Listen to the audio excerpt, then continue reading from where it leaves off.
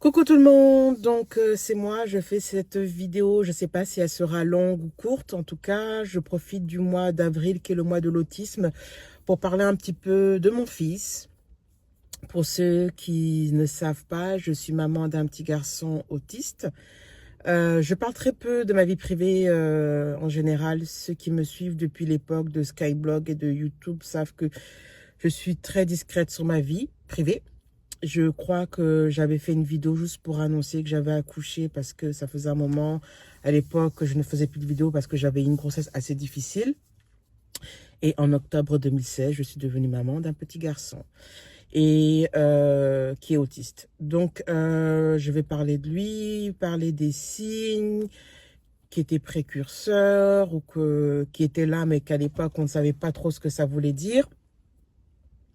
Donc, mon fils a été diagnostiqué le 4 septembre 2018. C'est une date que je n'oublierai jamais. On a posé enfin un mot sur ce qui n'allait pas. Mais avant le diagnostic, il y avait des signes. Par exemple, quand il est, je crois que c'était une semaine ou 2 semaines après sa naissance, mon fils avait perdu le réflexe. Je me rappelle pas du nom du réflexe. Quand vous prenez un nouveau-né ou un nouveau-né par les mains, il a normalement automatiquement le réflexe, quand ça était en arrière, de la mettre en avant. Mon fils avait perdu ce réflexe-là. Et à l'époque, on ne savait pas, c'était un signe d'autisme. Il y avait quoi d'autre à l'époque où il était bébé? Il avait des gros troubles de sommeil. J'étais vraiment très fatiguée pendant la période de nourrisson. Euh, C'est-à-dire que normalement, un bébé dort beaucoup et tout et tout. Et mon fils dormait maximum 20 minutes. Et c'était pas normal. Normalement, ils font des bonnes siestes, ils font des bons sommeils. Les bébés, c'était pas le cas de mon fils. Et ça me rendait folle parce que pour celles qui savent, ou celles qui savent pas, celles ou ceux qui ne savent pas, c'est que la première année est folklorique au niveau du sommeil. Euh, donc, nous, on avait un fils qui dormait pas plus de 20 minutes la journée. Donc c'était très difficile pour moi en congé parental de récupérer. C'était un bébé aussi qui pleurait beaucoup. On pensait à l'époque que c'était les reflux, qu'il avait des coliques. Enfin, bref, on essaie de trouver les raisons, les causes et raisons des pleurs. Et mon fils pleurait énormément, ça me rendait dingue aussi. Plus la fatigue qui s'ajoutait. Donc, c'était aussi un signe d'autisme à l'époque. Mais à l'époque, on ne savait pas. Et ensuite, j'ai dû reprendre le boulot et il a été gardé dans une garderie familiale.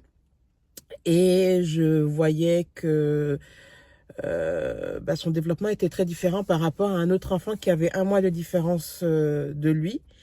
Et c'était le jour et la nuit. Ça n'avait rien à voir au niveau de son développement. Mon fils, à 9 mois, ne savait pas s'asseoir. Oui, combiné de l'autisme, il y avait aussi du retard de développement. Il n'arrivait pas à s'asseoir. Il ne répondait pas à son prénom quand on l'appelait. Il avait une fixette sur les lumières et sur les miroirs. Il se balançait beaucoup sur sa chaise quand on devait lui donner à manger. Donc, c'était des petits signes qui nous disaient il se passe quelque chose. On en parlait à nos mamans et nos mamans, voilà, ma maman est africaine, la maman de mon conjoint est brésilienne. Donc, pour elle, c'était, l'enfant se développe à son rythme, il faut pas s'inquiéter et tout. Mais nous, on le voyait tous les jours que, voilà, on dit toujours de pas comparer les enfants entre eux, mais quand on voit qu'il y a une trop grosse différence, il faut se poser les questions. Donc, on voyait que ça ne marchait pas au niveau de son développement, que c'était pas un développement dit normal. Et en plus de ça, ce qui nous a aussi mis la puce à l'oreille, c'est qu'à l'époque, mon fils était suivi en physiothérapie et en ergothérapie au Children, l'hôpital des enfants de Montréal.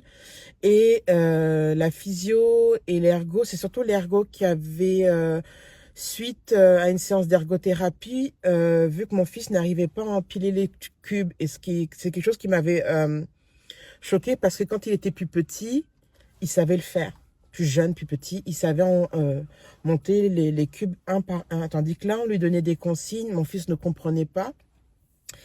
Et moi, ça m'avait choqué. Donc, l'ergothérapeute m'avait dit, parce que j'étais toute seule à ce rendez-vous, que je crois qu'il faudrait peut-être faire une évaluation pour l'autisme parce que votre fils, c'est une expression québécoise, a son propre agenda. En gros, il ne suit pas les directives, il fait ce qu'il veut.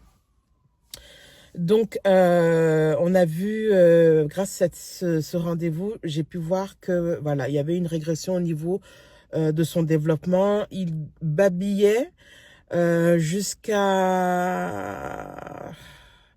8, 9 mois, 10 mois, et puis à un moment donné, mon fils ne le faisait plus. Ça aussi, c'était un signe d'autisme. Donc finalement, ce sont les professionnels du Children qui ont fait la demande pour que mon fils soit évalué, et il a été évalué pendant 1 mois dans la clinique. À la clinique, voyez les choses à ma façon, qui n'existe plus maintenant, ça s'appelle Fondation Myriam. Donc mon fils a été évalué là-bas. Il y a eu, je crois, 3 à 4 séances pour voir les signes d'autisme. Un autre signe d'autisme que mon fils faisait, c'est que quand il jouait à la voiture, à l'époque, il savait maintenant s'asseoir, il ne s'assied pas pour jouer à la voiture, il s'allongeait, mettait sa tête au sol, s'allongeait et faisait rouler les voitures de gauche à droite. En gros, de manière répétitive, il n'y avait pas vraiment un jeu de faire un parcours, parce qu'on lui avait même acheté un tapis avec des fausses routes pour qu'il puisse jouer à la voiture sur le tapis, et il ne le faisait pas.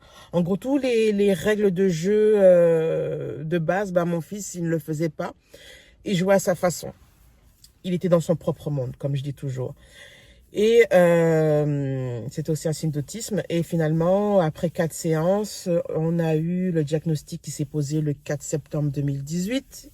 Et en plus de son autisme, il y avait du retard de développement.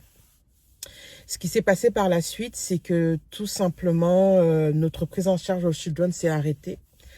Dès qu'il y a un diagnostic d'autisme, les professionnels qui suivaient votre enfant s'arrêtent. Et normalement, tout dépend à l'âge aussi que le diagnostic a été fait. Mon fils allait aller sur ses 2 ans.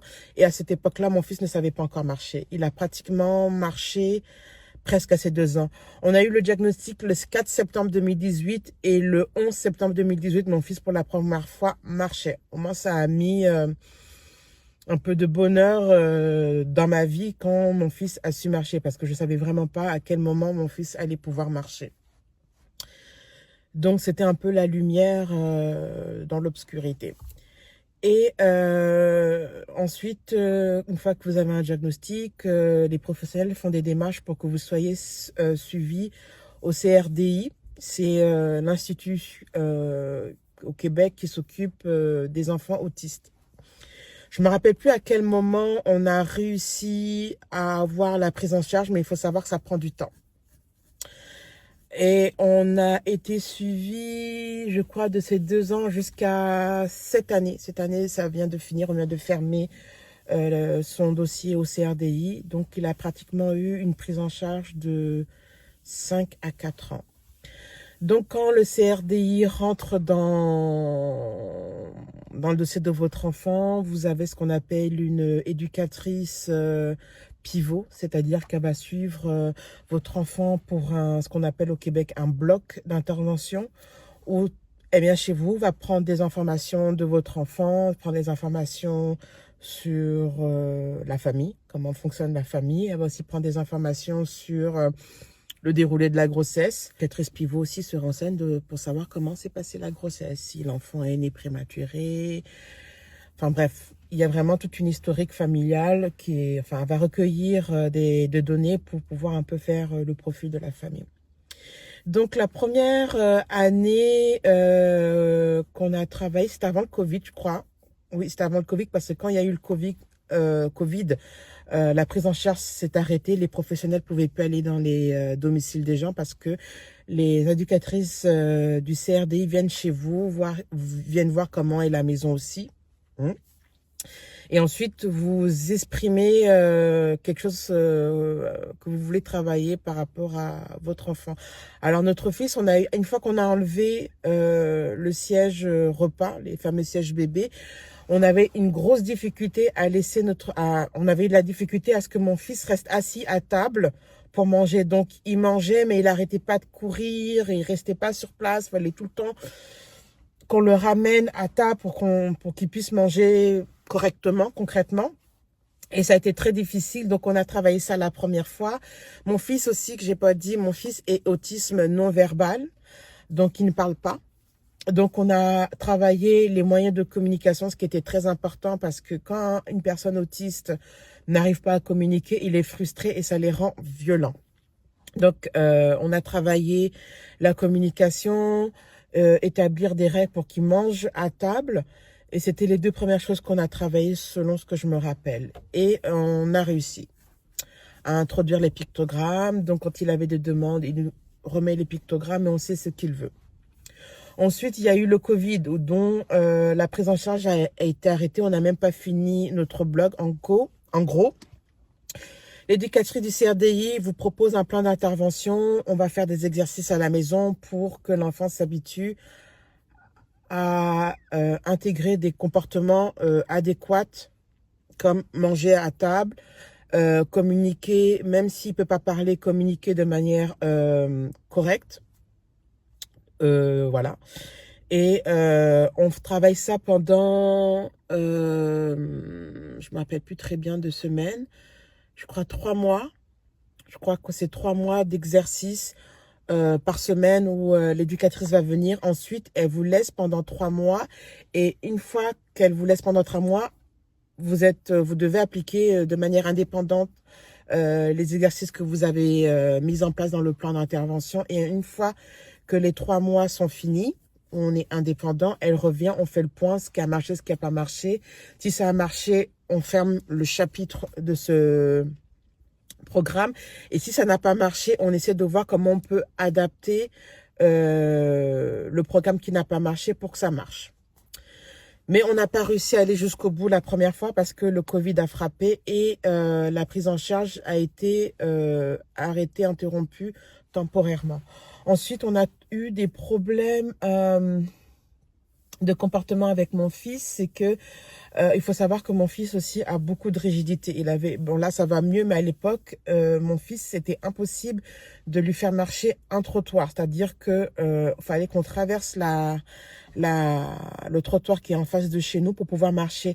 Le trottoir de notre rue, c'était impossible de faire marcher notre fils sur ce trottoir. Ça provoquait des crises énormes, des crises de colère, des pleurs. C'était voilà. Et moi, pour ceux qui ne savent pas, l'hiver au Canada, à Montréal, des fois, vous vous trouvez dans des situations où vous n'avez pas le choix de choisir l'un ou l'autre trottoir parce qu'il peut avoir beaucoup de neige, parce qu'il peut avoir du verglas. Enfin, pour multiples raisons, on ne peut pas forcément aller de l'autre côté ou aller sur son trottoir. Mais le fait que mon fils ne voulait marcher que sur l'autre trottoir, c'était problématique. Donc, il fallait qu'on traverse tout un banc de neige pour pouvoir aller de l'autre côté. Et à l'époque, je n'avais pas mon permis. Donc, j'étais très dépendante des transports. Et là où j'habite, le bus qui amenait mon fils à sa garderie n'était pas très ponctuel. Et ce qui fait que, par exemple, dans cette situation d'hiver, fallait que je marche sur mon trottoir pour pouvoir aller jusqu'au bus. Mais comme mon fils avait cette rigidité de ne pas vouloir marcher sur le trottoir de notre rue, ça nous mettait en retard parce qu'il fallait que je traverse tout un banc de neige ou toute une flaque d'eau ou du verglas parce que il fallait que j'amène mon fils de l'autre côté. Enfin bref, c'était vraiment une situation très handicapante, très frustrante pour moi et mon conjoint. Et on devait travailler sur ça quand le CRDI est revenu sur le dossier pendant la période de Covid.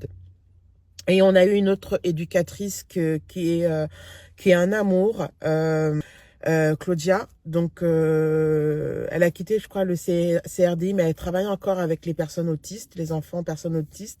Si un jour elle tombe sur cette vidéo, je voudrais lui dire merci parce qu'elle a vraiment... on a travaillé 2 blocs d'intervention avec elle et elle a débloqué tellement de choses. Elle a mis tellement de choses en place par rapport à mon fils et si il est ce qu'il est aujourd'hui, je vous dirais à 70%, c'est grâce à elle. Donc, elle s'appelle Claudia P. Et